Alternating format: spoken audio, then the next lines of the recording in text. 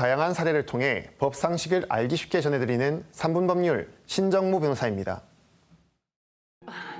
동거 중입니다. 동거요?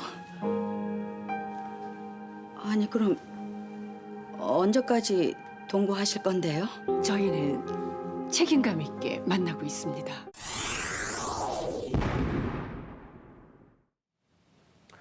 달라진 시대만큼 가족의 모습도 다양하게 변화하고 있습니다. 그중 하나가 혼인신고 없이 부부 생활을 하는 사실혼 관계입니다. 특히 중년에 재혼을 하는 경우 굳이 혼인신고를 하지 않고 동거하며 생활하는 경우가 적지 않습니다. 사실혼이 법률론과 어떻게 다른지, 그리고 사실혼 관계가 종료되었을 때의 재산 분할, 위자료 문제에 관해 알아보겠습니다. 먼저 법률론과 사실혼의 가장 큰 차이는 관계의 종료 방식입니다. 혼인신고를 한 법률론은 합의가 없는 한 민법상 정해진 재판상의 이혼 사유가 있어야만 이혼을 청구할 수 있지만 사실혼의 경우 일방의 파기 의사로 종료할 수 있습니다. 그렇다면 사실혼에서는 어떤 법적 권리가 인정될까요? 사실혼 역시 이혼으로 인한 재산 분할 청구권이 있고 그 비율은 사실혼 과정에서 재산의 형성, 유지, 증식에 대한 기여도에 따라 정해집니다.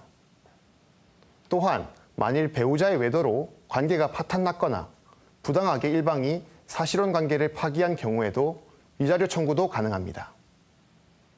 다만 사실혼 관계의 경우 배우자의 사망에 따른 상속을 받을 수 없기 때문에 매우 유의하셔야 합니다. 예를 들어 5, 60대에 혼인신고 없이 재혼을 하여 상대방과 부부 생활을 하던 중 상대방이 사망하면 상속을 받을 수 없고 이로 인한 다툼의 과정에서 배우자 사망 전에 사실혼의 파기 및 재산분할 청구 소송을 제기하고 마무리하려다 보니 상대방 자녀들과의 분쟁 등이 빈번하게 문제되기도 합니다. 그런데 이런 법적 권리를 행사하려면 먼저 사실혼 관계 자체가 인정되어야만 합니다. 기간이 짧거나 비정기적으로 동거하며 각자가 독립되어 경제생활을 한 경우 사실혼 관계가 인정되지 않을 수 있습니다. 또 재산 분할의 상대방이 사실혼 관계 자체를 부정하는 경우도 빈번하게 있습니다.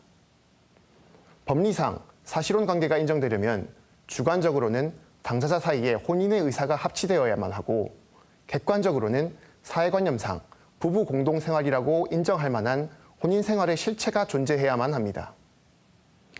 그렇다면 사실혼에서 혼인 생활의 실체가 있었는지는 어떻게 판단할까요?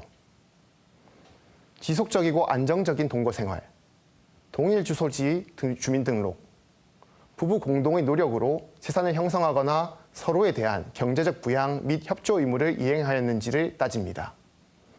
또 결혼식 여부, 가족과 지인들이 부부로 인식했는지 여부, 경조사에 부부로 참석했는지 등을 종합적으로 판단합니다. 무엇보다 자녀를 함께 출산하고 양육했는지는 사실혼을 인정하는 데 큰 판단 기준이 됩니다. 마지막으로 사실혼 관계의 경우에도 관계가 파탄, 종료되기 전에 미리 재산 분할 청구권을 포기하는 각서를 작성하거나 약속을 하는 것은 무효입니다. 또한 사실혼 관계가 파탄된 시점으로부터 2년이 지나면 재산 분할을 청구할 수 없으므로 유의하셔야만 합니다. 부부로 살아가는 모습은 비슷할지라도 혼인신고 유무로 법적 보호가 달라집니다. 소중한 관계를 지키고 분쟁을 막기 위해 사실혼의 권리와 한계를 충분히 이해하고 현명하게 대비해야겠습니다. 지금까지 3분 법률이었습니다.